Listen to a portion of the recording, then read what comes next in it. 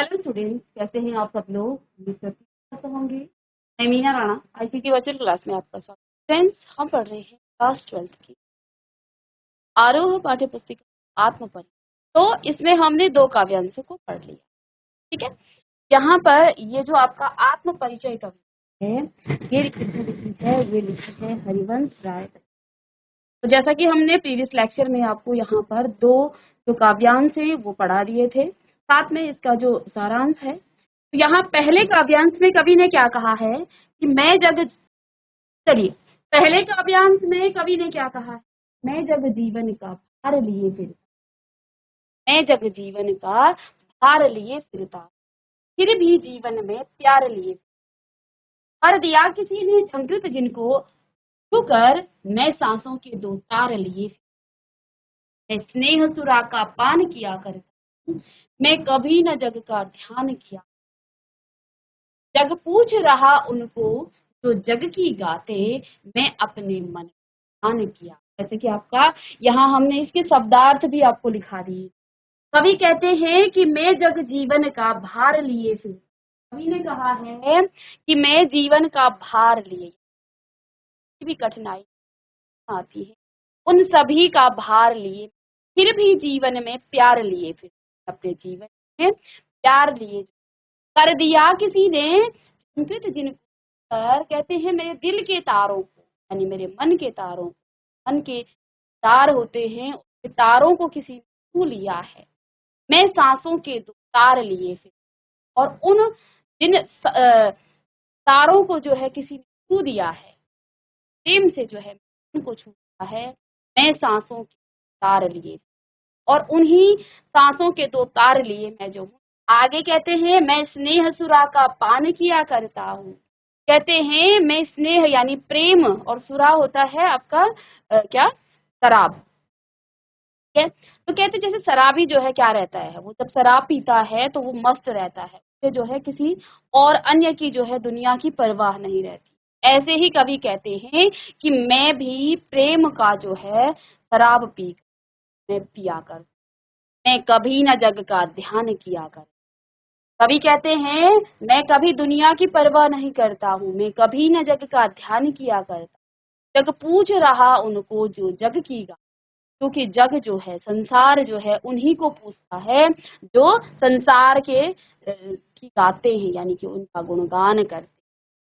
कवि कहते हैं मैं अपने मन का गान किया कर, अपने मन का जो हूँ गान किया कर, अपने मन की ही मैं सुनता हूँ। जैसे बोलते ना, कहावत भी है कि आप सुनिए सबकी लेकिन करिए अपने मन की। तो यहाँ पर कभी वही कहते हैं कि मैं कैसा हूँ, मैं अपने मन की सुनने वाला हूँ, मैं किसी जग के पीछे मैं नहीं भाग, ठीक है। तो पहले काव्यांश में हमने ये पढ़ लिया, के बाद नेक्स्ट जो सेकंड काव्यांश था उसमें कवि क्या कहता है, मैं निज उर के उगदार लिए फिरता हूँ, मैं निज उर लिए फिर, यह अपूर्ण संसार में न मुझको भाता, मैं स्वप्नों का संसार लिए फिर, मैं जला हृदय में अग्नि दहा करता हूँ, सुख दुख दोनों में मग्न रहा करता हूँ, जग भव सागर तरने को नाव बना, मैं भव में पर मस्त बहा। आपको निज यानी हमें, पूर्ण यानी मन, और उद्गार होता है मन के भाव, भार भेंट, अपूर्ण यहाँ अधूरा है, सपनों का संसार काल्पनिक दुनिया, मग्न यानी डूबा। अब यहाँ पर क्या कहते हैं, मैं निज उर के उगदार लिए, निज यानी हृदय के जो है, अब उगदार किसे कहा जाएगा यहाँ पर, ये दिल के भाव। तो यहाँ कवि ने कहा है कि मेरे मन को, मेरे दिल को जो है किसी ने छू लिया है, इसलिए मैं उन भावों को लिए फिरता हूँ, मैं निज उर के उपहार लिए फिरता हूँ, और जो प्रेम रूपी उपहार मुझे मिला है, मैं उसी को लेकर के, उसी भेंट को लेकर के फिरता रहता है। यह अपूर्ण संसार न मुझको, कहते हैं ये संसार अपूर्ण है और ये मुझे नहीं भाता है, मैं स्वप्नों का संसार लिए, इसलिए मैं स्वप्नों का संसार फिरता हूँ। मैं जला हृदय में अग्नि दहा कर, कहते हैं मेरे हृदय में जो है क्या होती है, अग्नि जलती, ऐसी अग्नियों में मग्न रहा, मैं जो हूँ एक समान रहता हूँ, सुख और दुख, क्योंकि कभी यहाँ काल्पनिक सपनों का संसार लिए फिरता हूँ, यानी कि काल्पनिक दुनिया में रहता है, और कभी की कल्पना में सुख है, प्रेम ही प्रेम है। कभी कहते हैं मैं संसार की नहीं सुनता हूँ, मैं अपने मन की सुनता हूँ, अपने मन से ही मैं फिरता रहता हूँ। कभी कहते हैं इसलिए मुझे सुख आए चाहे दुख आए, मैं हमेशा एक समान, सुख दुख दोनों में मग्न रहा कर। क्योंकि कवि जो है संसार की नहीं सुनते, वो अपने मन की सुनते, मन के भावों की सुनते हैं, और उनके मन में जो है प्रेम ही। जब जग भव सागर तरने नाव बनाए, मैं भव मौजों में मस्त बहा करता। कवि ने कहा कि जग में जो है संसार क्या करता है, अपने दुखों को जो है क्या करता है, अपने जो उनको कष्ट हैं उनको तारने के लिए कर्म रूपी नाव बना। कहते हैं मैं भव मौजों में मस्त बहा करता हूँ, लेकिन मैं जो हूँ क्या करता हूँ अपनी कल्पनाओं में, क्योंकि उनकी कल्पना का जो स्रोत है, उनकी कल्पना में कौन प्रेम है, उनसे ही कहते हैं मैं भव मौजों पर मस्त बहा कर, मैं अपनी कल्पना की दुनिया मस्त रहा। ये आप पढ़ चुके, शब्दार्थ भी आपने कर लिया था। अब यहाँ तीसरा काव्यांश है। कवि कहते हैं मैं यौवन का उन्माद लिए फिरता, मैं यौवन का उन्माद लिए फिरता, उन्मादों में अवसाद लिए, जो मुझको बाहर हंसा, जो मुझको बाहर हंसा, रुलाती भीतर, मैं हाय किसी याद लिए, मैं हाय किसी की याद लिए। पर यत्न मिटे सब सत्य किसी ने जाना, पर यत्न मिटे सब सत्य किसी ने जाना, नादान वही है हाय जहां पर, नादान वही है हाय जहां पर। फिर मूड न क्या जग, फिर मूड न क्या जग, जो इस पर भी सीखे, मैं सीख रहा हूँ सीखा ज्ञान भुला, मैं सीख रहा हूँ सीखा ज्ञान भुला। अब कठिन शब्द यहाँ है यौवन अर्थात जवानी, उन्माद अर्थ पागलपन या समझ, इन शब्दार्थों को आप लिख लीजिएगा। अवसाद अर्थ उदासी, दुख और यत्न यहाँ पर कोशिश, प्रयत्न और प्रयास को कहा गया है। साथ में नादान नासमझ अनाड़, ठीक है। दाना अन्न का कर्ण या बीज, बुद्धिमान ज्ञानी चतुर, मूढ़ यानी परम मूर्ख या नासमझ, ठीक है। इन शब्दार्थों को आप लिख लीजिए। इसके बाद इसके अर्थ को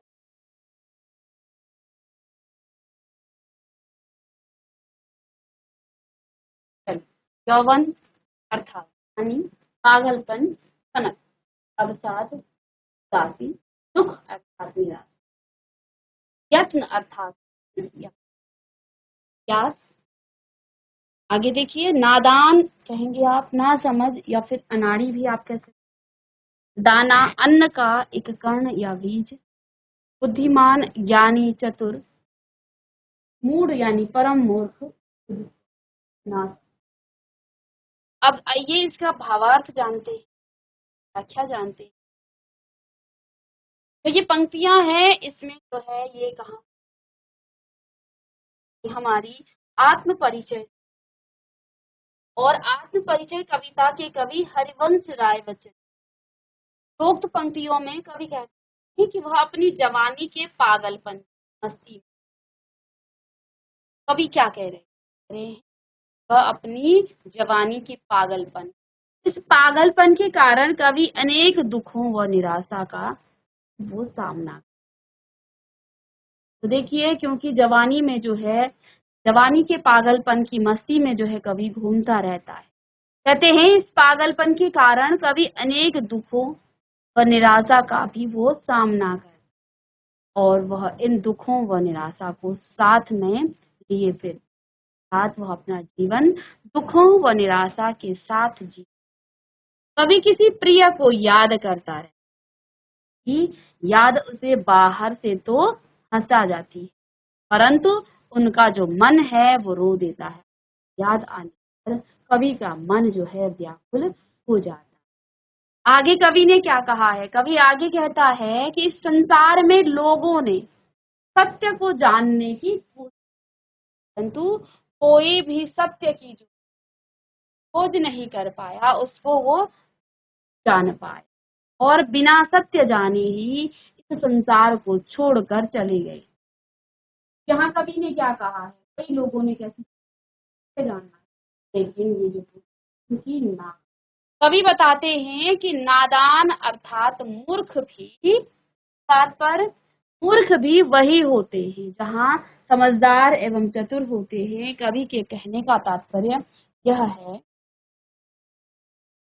कि हर व्यक्ति अपने स्वार्थ को पूरा करने के लिए वैभव, समृद्धि, भोग विलास की तरफ भाग, वे इतने सत्य भी नहीं सीख सके, वो इतना सत्य भी नहीं सीख सके, सांसारिक वस्तुएं सदैव के लिए नहीं रहे। हम अक्सर क्या करते हैं, देखो, भोग विलास, आपने एक चैप्टर इससे पहले भी पढ़ा था, उपभोक्तावाद की क्लास में आपने पढ़ा है। तो ये संस्कृति भी हमें यही बताती है कि हम जो है चीजों की तरफ, भौतिक वस्तुओं की प्रति जो है आकर्षित होते हैं। हमारा जो है सिर्फ मकसद रह गया है पैसे कमाना और उससे अपनी भौतिक वस्तुओं की, अपनी इच्छाओं की पूर्ति। तो क्या यही जीवन है कि हम भोग, वैभव और समृद्धि, भोग विलासता की जीवन? हर व्यक्ति को पता है कि हम कुछ भी अपने साथ नहीं, हम जो है जैसे आए थे वैसे ही हमें जाना। कितना भी धनी व्यक्ति हो वो भी जो है बिल्कुल नंगा जाता है, वो भी जो है अपने साथ कुछ भी नहीं लेके जाता, लेकिन पूरे जीवन भर वो जो है क्या करता है, उन भौतिक वस्तुओं की जो है वो कामना करता है कि मैं जो, मुझे ये चाहिए वो चाहिए, और वो हमेशा दुखी ही रहता है। एक इच्छा जब पूरी है तो दूसरी इच्छा उसके मन में जागृत हो जाती है, उसे लगता है कि मुझे और चाहिए, मुझे और चाहिए। और जब इच्छाएं बढ़ती हैं, मनुष्य कभी भी संतुष्ट नहीं होता है, क्योंकि जो ये भौतिक वस्तुएं हैं ये इतनी हैं, आप इनको जो है ये आपको कभी भी संतुष्ट नहीं कर सकते। तो वास्तव में सत्य क्या है जीवन? तो कवि ने यहाँ इसी की ओर जो है संकेत करते हुए कि सभी जानते हैं कि जो सांसारिक वस्तुएं, लेकिन फिर भी हम उनके पीछे भागते हैं, अपना पूरा जीवन जो है उन्हीं के लिए हम समर्पित कर देते हैं। तो कवि कहते हैं कि यहाँ पर जो है हर व्यक्ति जो है क्या करता है, वो सत्य को जानने की कोशिश कर, और जानने की कोशिश में वो संसार को छोड़ देता है, यानी कि उसका समय पूरा हो जाता है, वो चला जाता है और बिना सत्य जाने ही वो संसार को छोड़कर चले गए। कवि बताते हैं कि नादान अर्थात मूर्ख भी वही, क्योंकि वो जो है सांसारिक वस्तुओं की तरफ आ, जहाँ समझदार एवं चतुर होते हैं। कवि कहते हैं, कहने का तात्पर्य कवि का ये है कि हर व्यक्ति अपने स्वार्थ को पूरा करने के लिए वैभव, समृद्ध, भोग विलास की तरफ भाग रहा है, इतना सत्य भी नहीं सीख सके कि जो सांसारिक वस्तुएं हैं वो सदैव के लिए नहीं होती। यह सब जानते समझते हुए भी यह संसार कुछ सीख नहीं पाता है, तो फिर इसे मूर्ख ही कहा जाए। कवि कहते हैं कि वह इस तरह बात को जो है जान चुका है, उन्होंने इस दुनिया में रहते हुए जो भी सांसारिक बातें सीखी हैं, अब वह उनको भूल, कभी अपनी मस्ती में रहते, मन के अनुसार। चलिए, यहाँ जो है इसके भावार्थ, इसकी व्याख्या को आप देखिएगा। उपरोक्त पंक्ति में आत्म परिचय, आप इतना तो ये आपका संदर्भ में आ जाएगा। फिर कवि कहते हैं कि अपनी जवानी के पागलपन की मस्ती में घूमता है। कौन? कवि। वो अपनी जवानी की पागलपन की मस्ती में घूमता रहे। पागलपन के कारण कवि जो है अनेक दुखों व निराशा सामना ने बताया कि वो जो है अपने जवानी की मस्ती में जो है, और इस मस्ती और इस पागलपन के कारण कवि को अनेक दुखों व निराशाओं का भी सामना करना, और वह इन दुखों व निराशा को साथ में लिए फिर, अर्थात वह अपना जीवन दुखों व निराशा के साथ किया। कवि किसी प्रिय को याद करता रहता है, किसी प्रिय को याद करता, याद से बाहर हंसा जाती, मन जो है रो दे, अपने किसी प्रियजन की हैं, अर्थात कवि अपने याद आने पर कवि का मन जो है व्याकुल हो जाता है। आगे लिखिएगा। कवि ने आगे कहा है कि संसार में लोगों ने सत्य को जाना, कोई भी सत्य को नहीं जान पाता, बिना सत्य जाने ही संसार को वो छोड़कर चलते हैं कि नादान अर्थात मूर्ख भी वही होते हैं जहाँ कवि के कहने का तात्पर्य यह है कि हर व्यक्ति अपने स्वार्थ को वैभव समृद्ध भोग विलास की तरफ वे इतना सत्य भी नहीं सीखते हैं। सांसारिक वस्तुएं सदैव के लिए नहीं रहती। यह सब जानते समझते हुए भी अगर यह संसार कुछ सीख नहीं पाता है फिर इसे मूर्ख ही कहते हैं। वह इस बात को जान चुका है। उन्होंने दुनिया में रहते हुए जो भी सांसारिक बातें सीखी अब वह उन अपनी मस्ती से अपने मन के अनुसार जीना चाहते। ठीक है, चलिए अब यहाँ आगे जो है नेक्स्ट जो आपके पास यंस है उसमें क्या है, चलिए तो अंतिम काव्यांश में यहाँ कवि ने क्या कहा है, मैं और जग और कहाँ का नाता, मैं बना बना कितने जग रोज मिटा, मैं बना बना कितने जग रोज मिटा। जग जिस पृथ्वी पर घोड़ा करता है वह, जग जिस पृथ्वी पर घोड़ा करता है वह, मैं प्रतिपग से उस मैं प्रतिपग से को मैं निज रोदन में राग लिए, मैं निज रोदन में राग लिए हूँ, शीतल वाणी में आग लिए, शीतल वाणी में आग लिए, हो जिस पर भूखों के प्रसाद निछाव, हो जिस पर भूखों के प्रसाद निछाव, मैं वह खंड हर का भाग ली, मैं वह खंड भाग ली। अब यहाँ पर कुछ कठिन शब्द हैं। नाता होता है संबंध या रिश्ता ना, हमारा नाता उससे। वैभव आपका ऐश्वर्य, धन दौलत सुख शांति और समृद्धि। पग यानी पैर, रोदन यहाँ आप करना, राग यहाँ पर प्रेम या अनुराग को, आग यानी अग्नि है, शीतल ठंड, वाणी वाणी अर्थात भाषा या वचन या बात, भूप राजा, प्रसाद राजभवन, प्रासाद प्रसाद नहीं है, प्रासाद राजभवन या राजमहल है, निछावर कुर्बान, खंडहर टूटा हुआ जो भवन होता है या गिरे हुए मकान का जो अवशेष होता है या भग्न अवशेष आप, भाग अर्थात का या अल। तो इन शब्दार्थों को आप लिखिएगा पहले, उसके बाद इसकी जल्दी से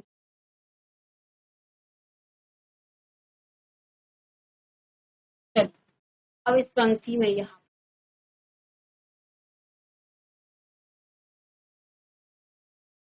उपरोक्त पंक्ति आत्म परिचय नामक कविता से ली गई है। ये तो आपको सभी में और इसके वो है दूसरा। उपरोक्त पंक्तियों में कवि कहते हैं कि कवि का और संसार का कोई संबंध नहीं है, उनका और संसार का कोई संबंध नहीं। कहने का तात्पर्य यह है कि कवि जिस तरह का व्यक्ति है संसार उससे बिल्कुल अलग है। संबंध किसका होते हैं, कवि कहते हैं कि उनका और संसार का कोई संबंध नहीं। वे कहते हैं संसार की तरह, अर्थात कवि और संसार में कोई भी समानता यहाँ पर वो बताते हैं कि नहीं है। हर रोज कवि जो है अपनी कल्पना के अनुसार संसार का निर्माण कर, कवि जो है अपने पर। तो अब यहाँ पर कवि क्या कर रहा है, हर रोज अपनी कल्पना के अनुसार वो संसार का निर्माण कर और फिर उसे मिटा देता। कवि कहता है यह संसार इस धरती पर सुख समृद्धि के साधन, उस धरती को कवि हर कदम पर ठुकराया करता है। कवि जिस धरती पर रहता है उसके अनुसार न चल सकता है न इसके विपरीत व्यवहार। कवि ने क्या कहा है, यह संसार धरती पर सुख और समृद्धि के जो साधन हैं उसको इकट्ठे कर और उस धरती को कवि हर कदम पर ठुकराया कर। कवि ने क्या कहा है कि मैं इन सांसारिक वस्तुओं को, भोग विलासिता जो वस्तुएं हैं उनको मैं ठुकराया करता, जबकि संसार क्या करता है, सुख समृद्धि के जो साधन हैं उनको इकट्ठे करते रहता। वो कहने का तात्पर्य यह है कि कवि जिस धरती पर रहता है उसके अनुसार न चलकर उसके विपरीत जो है, ठीक है। आगे कवि ने कहा है वह अपने रोने को प्रेम में छुपाए करता है, यानी कि उसको रोना भी आता है लेकिन वो प्रेम के माध्यम। कवि की वाणी भले का जोश लेकर, कवि मानता है कि उसका जीवन प्रेम में निराशा के कारण खंडहर सा हो, फिर भी वह ऐसा खंडहर का लिए जिस पर किसी राजा का महल कर जा रहा है, यानी कल्पना ऐसी है कि वो जो है किसी राजा के महल पर है। कवि कहने का यहाँ कवि का क्या तात्पर्य है कि अपने मन में कवि जो है प्रेम लिए फिरता है और उसे अनुकूल मानते ही वो जो है अनुकूल मान और सांसारिक सुख समृद्धि की वस्तुओं भौतिक वस्तुओं की तरफ रहता है। कवि संसार की नहीं सुनता है, अपनी कल्पनाओं में जीता है और अपने जो है प्रेम में जो उनको प्रेम मिला है उसी के साथ व्यतीत। तो इस प्रकार से आपकी ये जो कविता है या क्लास में हम इसके प्रश्न उत्तर लेके आएंगे, साथ में एक बार इसको रिवाइज